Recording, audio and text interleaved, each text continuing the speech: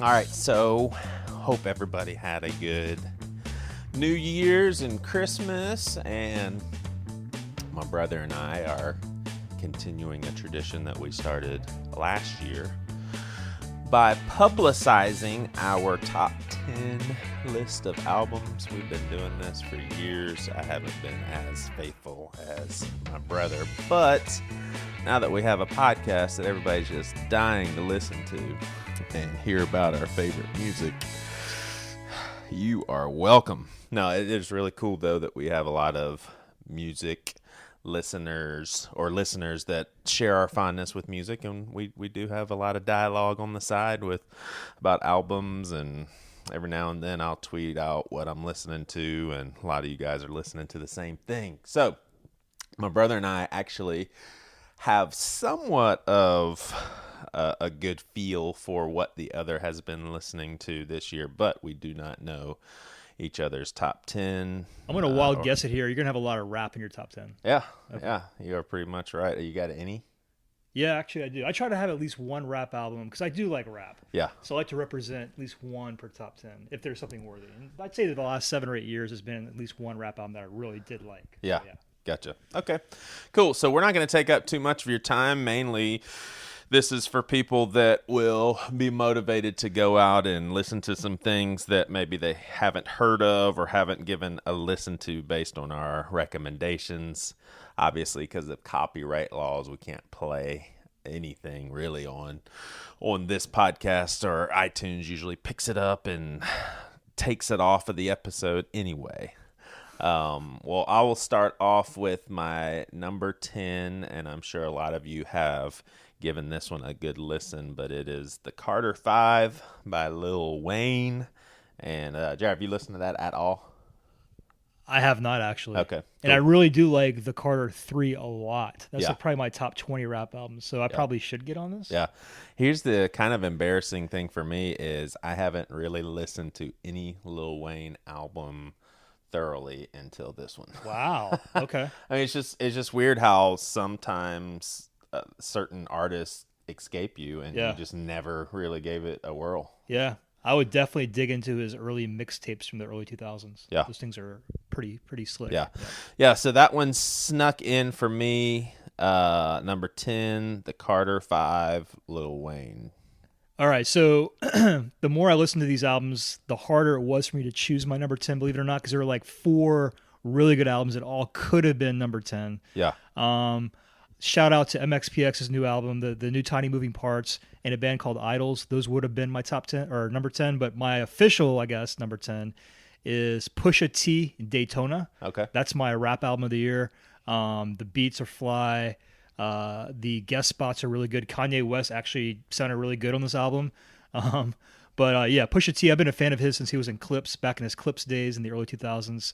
But this one definitely was the rap album that I went back to the most, for sure. Sweet. Yeah. Did you like it? Yeah, I did. Okay. I did. I mean, I recommended it to you. I do think it's super unique. It didn't do it for me in the same way that it has for you or most other music listeners. I think this one made most of top 50s, right? Pitchfork. There's a lot. Yeah. Sputnik and It got a lot. I mean, got a lot of love. Very worthy of it as well. My number 9 is Double Negative by Low, and I remember when you were in town for Charleston, I was letting you listen to it because I had just started listening to it, and it was one of those albums where I was like, gosh, it's kind of weird.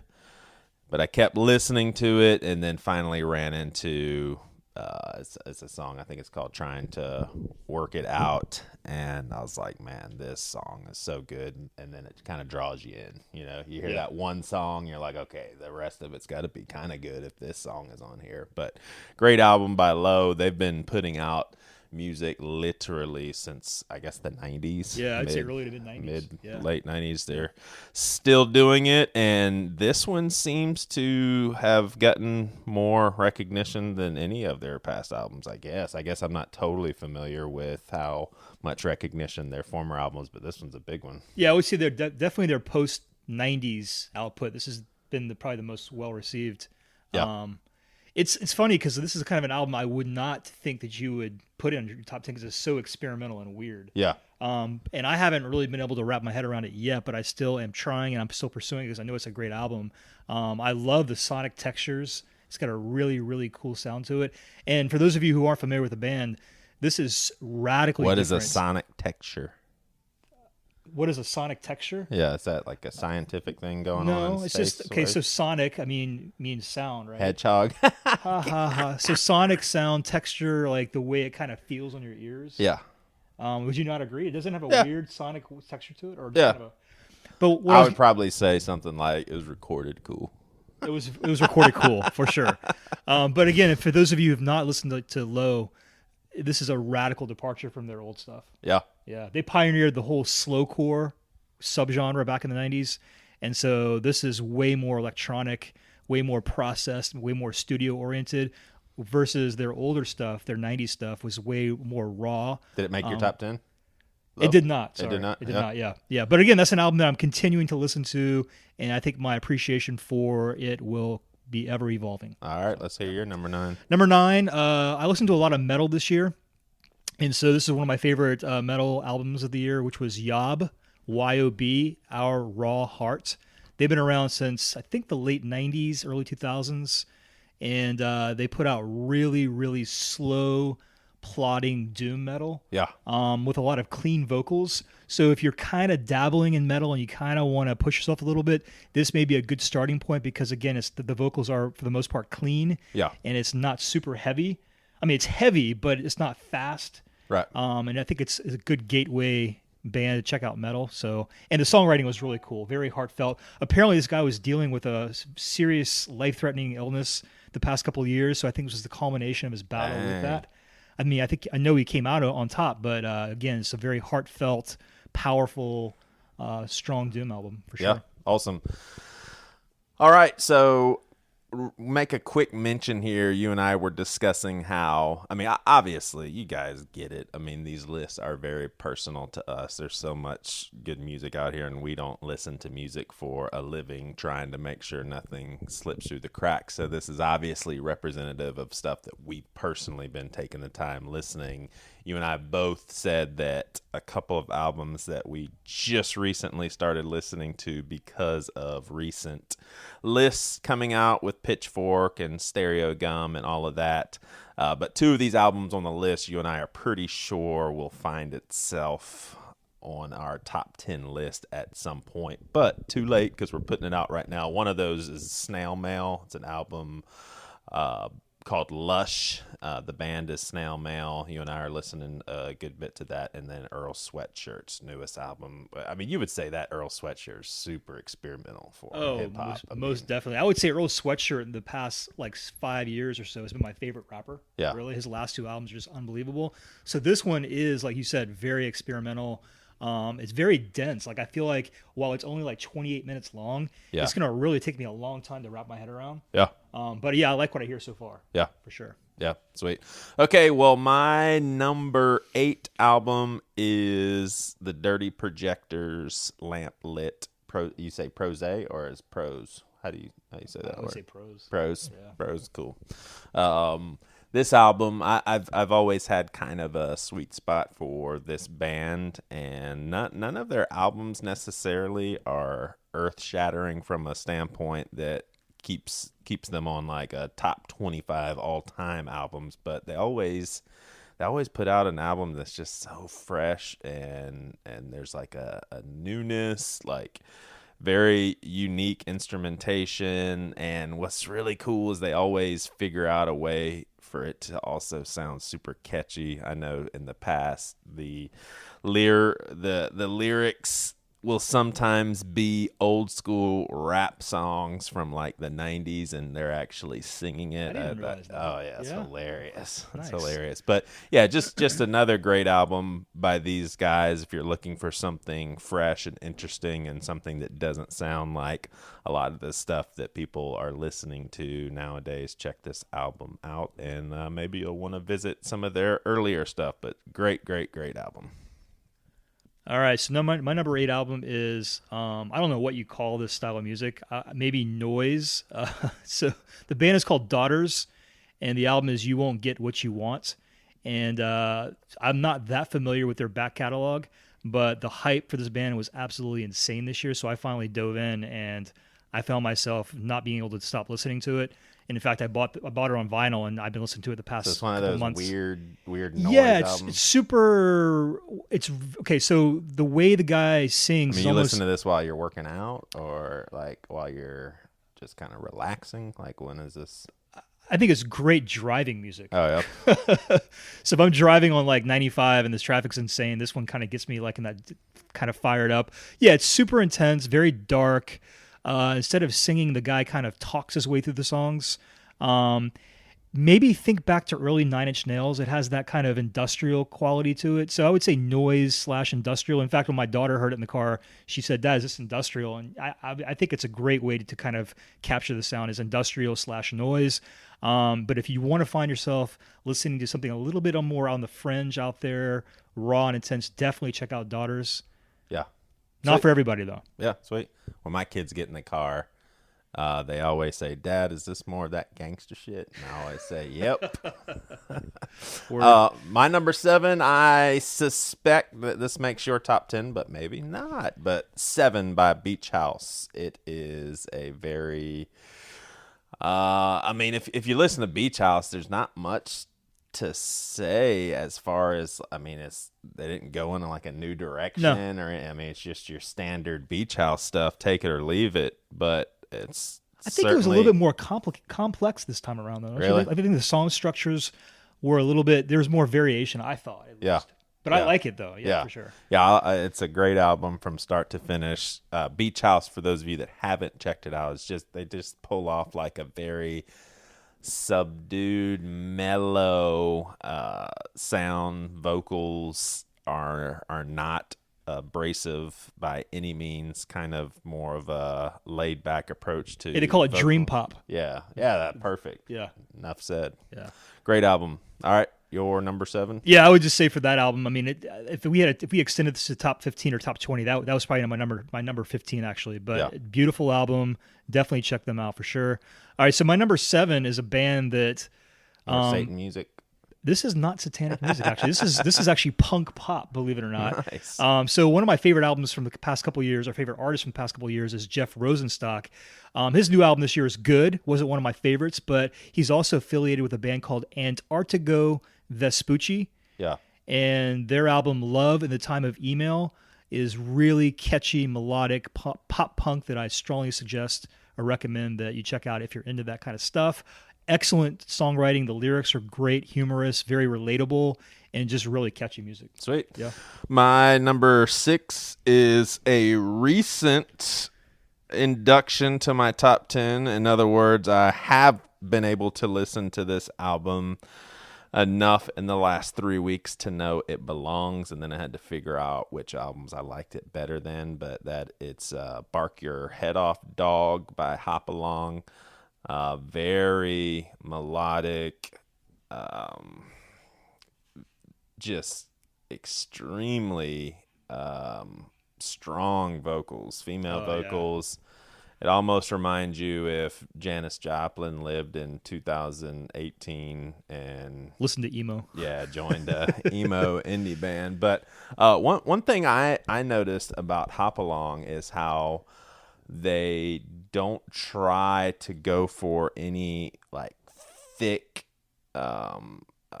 distortion, hardly ever. It's just a very, very clean sound. Yeah, and that's what makes this album different than the previous album. Yeah. Because the previous album made my top 10, and I actually like this album a lot, but what kept me from really loving this album was just that. Just how clean it is. Yeah. And again, it's a great album. That would have been my number 14 if in an extended like playlist or extended top 15. But solid album, but their earlier albums were a little bit more abrasive. They did reach those noisy crescendos more than this album did. Right.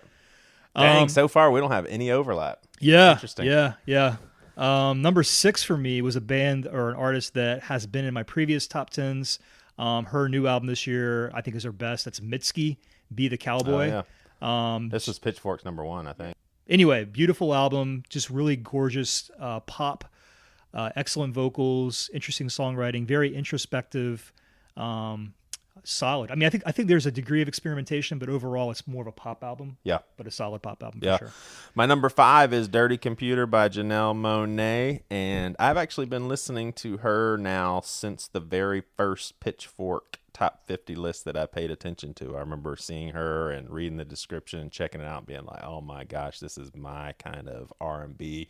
Kind of thrusted me into a whole new world of, I mean, I don't want to sound arrogant, but like legit R&B that just represented kind of a musician doing what they wanted to do, writing songs how they wanted to, and opening the door to creativity and doing things kind of off the beaten path. And this album is so good. She has Brian Wilson of the Beach Boys help kick it off, as well as many guests throughout the album. She is definitely big into sex and kinky sex and being herself, and it's I read a comment on how they're just like, oh, Janelle Monáe definitely keeps nothing a secret. Like Wow. lyrically, she just puts it all out there. That kind of sounds like Bad Christian a little bit. Well, for my legalistic Pentecostal background, I definitely pill to sense a swallow. lot of the elders in my former churches turning around in their graves, wondering what happened to Joey.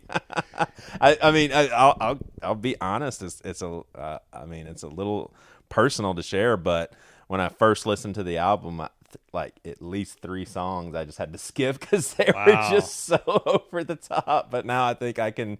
I never could let go of just how beautiful it is, though. Very Prince influenced, as you can tell that Prince is on a high pedestal in her music listening, but she's just golly. That was my next question. So Her influences. So would you call her more old school sounding or new school, or in terms yeah, of I R&B? mean, kind of like an old school nod to a lot of the classic 80 sort of stuff. I mean, she's definitely into that, but I mean, just a completely unique creative vibe. She's notorious for it. I mean, excellent stuff. All right. Well, I'll see your R&B and raise it to hardcore. We have Turnstile, Time and Space at number 5 for me. This was a cool blast from the past. Speaking of old school, really reminiscent of bands like Snapcase, Earth Crisis, the old school, like late 90s hardcore. These guys are super young and they're doing it well. I think it was a great homage to that sound, that period of time, the hardcore, old school hardcore. And I know you liked it, right? Yeah, it was. I listened to it for a good while, spun it probably for a few weeks, but then I realized, you know what? This is like a slap in the face. I might as well listen to Snapcase, which is like a punch in the face. All right. I mean, I seriously was just like, I don't listen to this music that much. I think I'll enjoy just bringing some old Snapcase out. Yeah. And for those of you who have not listened to Snapcase, that's definitely a band to check out if you're into hardcore at all. They had like, I think 3 full lengths, and they're all just gems for sure. I mean, with a band like this, they're obviously, I mean, unless they're doing music very unorthodox order-wise, I'm assuming they're young guys. Yeah. So are these young guys that checked out some old stuff like Snapcase in the same way that kids our age in high school and college were checking out Pink Floyd and Led Zeppelin? I mean, is this like retro stuff that they're like, oh man, they used to make music so cool in the late 90s, let's do it? I mean, I think it's 2 things. I think you still have a vibrant hardcore scene, so these are obviously scene kids, and if you're in a scene, you always give respect to the godfathers of the scene, and I think Snapcase is definitely considered to be one of those. So I think they're just kind of gravitating to a band that was highly influential to a certain scene in a certain time, and then saying, hey, let's do that. Yeah. Is my guess. And it's funny, their older albums before this one sound more like Rage Against the Machine. Yeah. Yeah, so definitely like that's part of their roots as well, I would say. Cool. My number 4, when I'm listening to it, it just feels like my number 1. I started listening to it probably in the last month, and maybe if I would have started listening to it in the summer, it would be my number 1 right now. But it's FM by Vince Staples. Interestingly enough, I was discussing this with someone else and how his music releases, for me, they're take it or leave it. Like of all of his releases, there's one EP and one full length, the one that I'm talking about right now, FM, that are two of my favorite rap releases of all time. But the rest of his stuff, I'm not really into. The best way that I can put it is he's got a very experimental leaning, and then he has a very pop ear candy leaning, where it just feels like hip hop. That's everything you ever wanted. Yeah, I can totally see that. And so when he leans into that pop sort of vibe, that's when I like it. When he leans into the experimental, I'm just not as into it. But my gosh, if this album is not so good.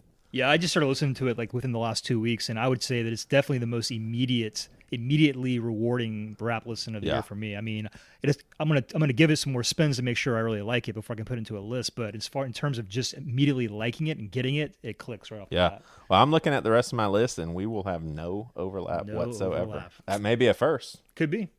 Yeah. So my number 4 is an extremely obscure band that probably no one listening has heard of before. And if you have, you should DM Pastor Joey to let him know, because you're cool. It's a band called Bosse-de-Neige, BOSSE-DE-NAGE. And the album is called Further Still. They're off a really obscure label called The Flenser, which I'm a huge fan of. All their releases just got signed to Warner Brothers, though, by the way. I'm looking at an article on CNN. I'm taking them out then right now. Anyway, it's I don't think anybody, this is one of those albums where you either get it or you don't. I suspect most of you would not get it because it's so extreme, blistering fast drumming, sick vocals, deranged lyrics. I guess you'd call it post black metal because it doesn't have the old school sound of like tremolo picking and stuff like that, but it has that speed, that rage. I just love it. Nice. Yeah. Deranged lyrics. Messed up lyrics. Yeah, for sure. All right. My number 3 is none other than Eve by Emery. This album is making its way up the Emery charts for me, having been a listener to all of their albums. Pretty thorough listen. As a matter of fact, I'll even revisit them every now and then, the question being on top of my list, but Eve is making its way to compete with that. I feel like there is only going downhill from here for Emery. Like, this is about as high as they can get. They're going to walk down the hill from here, man. So you just limited them as artists. They gotta change things up, or this is about as good as it gets, man. This album is so good. Actually, Devin's song "Streets of Gold" is my number 1 song.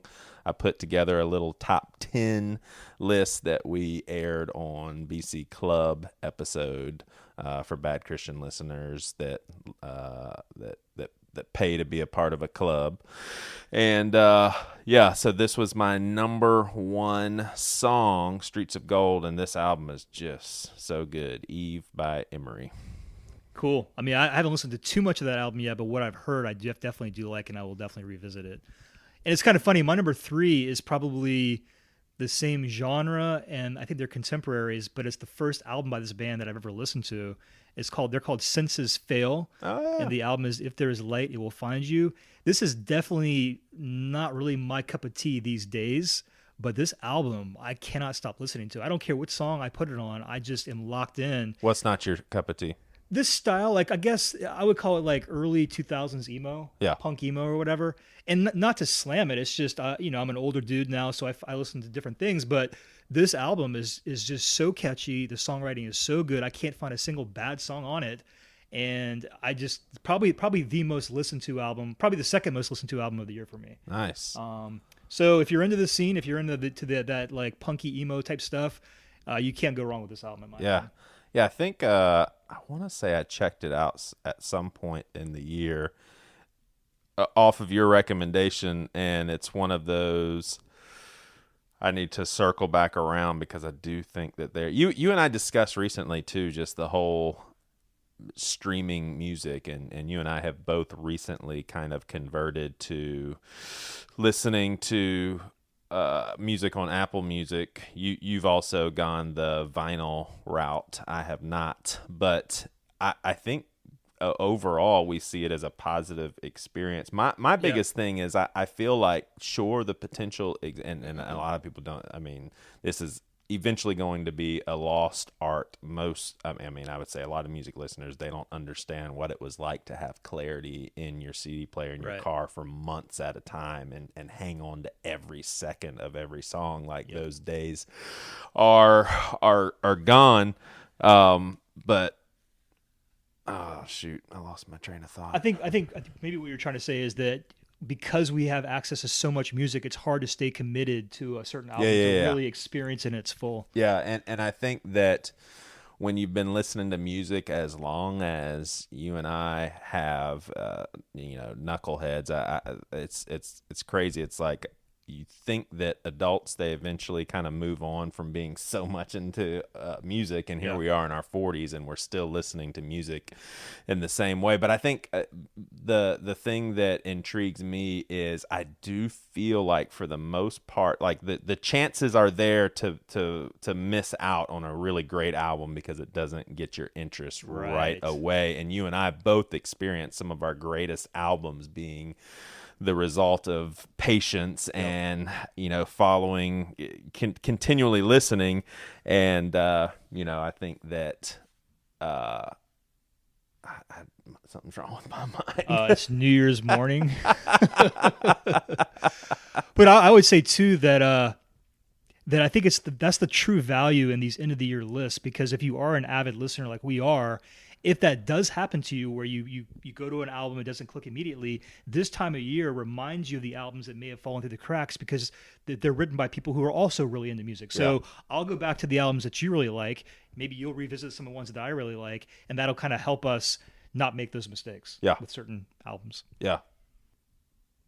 Yeah, so I think that I remember the point that keeps eluding me is like I feel like I can pick up on when an album has the potential of growing on me. So what's been really neat is recognizing somewhat early on, oh shoot, this album is just not going to do it for me. And so earlier when I would have bought an album, I felt like, nah, I got to stay with this. I'm not wasting, $6.99 for an album and not giving it a try. Whereas now you don't feel those sorts of constraints. You're just like, I'm not going to listen to this, delete. So I feel like I've been able to get to more music and almost more quickly. I mean, because there's so much music out there, and I recognize now, I know when there's the albums that I want to listen to are the ones that when I'm listening to, I'm like, oh my gosh, I can't stop listening to this. Right. But like, for example, Low, that album. Yeah. It wasn't one of them. Right. But I felt like there was something deeper there. Yeah. I'll jump in right now for my number 2. I may as well go ahead and say it. It's an album like that. Like I knew there was something there, and I was very patient with it. And then it was one song at a time. Yeah. One song I just loved. I couldn't stop listening to it. Then I would go to the song before it or the song after it, and I kind of would work my way out from that one song. And then I just fell in love with the whole album. And that album is Foxing, Nearer My God. Just a gorgeous album. The songwriting is brilliant. The lyrics are really, really thought-provoking. I would almost call this a post-emo album because it retains a lot of the emo qualities. I would say the crescendos, the climaxes, also the deep introspective lyrics, but at the same time, it embraces a lot of pop and some experimentation. So just a really, really gorgeous album, but one that does require patience for sure. Yeah. So, like, when you think about listening to this album, was there ever a point where you're like, or did you kind of feel like from early on you recognized, I'm going to give this one a more substantial shake here? Yeah, it's funny because the one song that first got me actually pretty early on. The song is actually called Nearer My God. Yeah. And so I was like, okay, this song kicks so much ass. This album's going to kick so much ass, but I couldn't find another song that I liked. Yeah. So then I kept digging and digging and digging and digging because of that one song, and then it clicked. Yeah. Yeah. Yeah, gotcha. All right, so my number 2 album was recently bumped to number 2 from number 1. Once I established kind of my top 10s, I started listening to them because this year I had a hard time putting them in order. It was probably the more easier year of figuring out what my top 10 favorite albums are, but then putting them in order was a more difficult process. So this one was my number 1 up until like a week and a half ago, and that's the Black Panther soundtrack. I mean, I just can't get away from the fact that Kendrick Lamar, The Weeknd, SZA, and just the guests from Vince Staples to Schoolboy Q, and all along every single song is just the most ear candy, poppy, badass, hardcore rap that's just from one song to the next. And it's interesting too, because I was listening to this album before checking out the movie Black Panther, and most of these songs aren't even in the movie. So it's like its own little project. But it's just so good, man. Like when it came out, it was one of those albums that I just listened to nonstop. Would you say it's more hip hop or more R&B? I'd say a pretty good blend, but more hip hop than R&B. I'll check it out then. I think we're up to our number ones. Yep. So you already gave your number 2? Yeah. It was okay. Gotcha. Yeah, All right. Well, my number 1 album is A$AP Rocky, Testing. Ooh. And interestingly enough, everyone that I recommend this album to, I haven't had one person come back and say, "Man, you were right. This album's unreal." But I can't help it. I don't know what it is about this album. I don't know if this guy just writes hip hop that is specifically made for my sorts of preferences. My earbuds are just perfect for them, but it is just a great album. I love his vibe. He's got like a laid back approach, but then when you're really listening to what he's saying, it's just so creative with how he's saying it. I'm a sucker for Frank Ocean, one of my favorite artists, and like one of the last songs on the album is a collaboration with Frank Ocean, which I think ended up being my second favorite song of the year. But this album is just so great. And there's a few songs where I'm like, how did he come up with this arrangement? It's just so neat. So he is not on. I haven't seen him on one list, so it's interesting. And what's interesting too is I remember his very first album. I think it was a mixtape. Was like number 1 on a bunch of stuff. That's my favorite album by him, personally. But I listened to this. You actually recommended this and Pusha T at the same time. Yeah, and I liked it, but Pusha T just overwhelmed it, so I didn't really listen to it that much. But this one I'll definitely go back and listen to. Yeah, I've always been a fan of his delivery, his flow, and stuff. Yeah. So, all right, your number 1. My number 1 is definitely the most polarizing band in metal right now. But I would say, along with Touche Amore, it's my favorite band currently, and that's Death Heaven. Oh yeah. Ordinary Corrupt Human Love. I saw them live back in July this year, and this album is just absolutely stunning. It blends shoegaze and black metal together, I think, seamlessly. It has my favorite song of the year, which is Canary Yellow. It does require patience. I mean, the songs are about 10 to 11 minutes long with different movements, but just really, really intense. And just the one word I can say is just beautiful. It's absolutely beautiful. And that sounds weird describing a metal or a black metal album. Not if you're a black metal or metal fan. Yeah, but this has some, I think, universally beautiful moments. Yeah. But in its entirety, to me, it's the most beautiful album of the year. So that's cool. Yep, awesome stuff. That's cool. Well, tell me one album that if we were doing this in the late 80s, one album that would have certainly made one of your top 3 lists. Okay, so Beyond Belief, Petro would definitely have made it on one of mine. So you're talking about Sheltered Us, not like, okay, so Sheltered Us, late 80s, I would definitely Once say... Dead, Vengeance. Well, that's 90s. But I would say late 80s, I would definitely say Striper and God We Trust. Yeah. That was a solid album for me. Yeah, I guess Beyond Belief may have been 90s. All right. Well, guys, Happy New Year. Merry Christmas. Hopefully some of these music recommendation leads you in the right direction. If you haven't really checked out, like if you haven't really done the whole top 50 list, it really is interesting. I think Pitchfork is my favorite, but then you got Stereo Gum, Sputnik. and yep. All right. Well, you guys have a good one.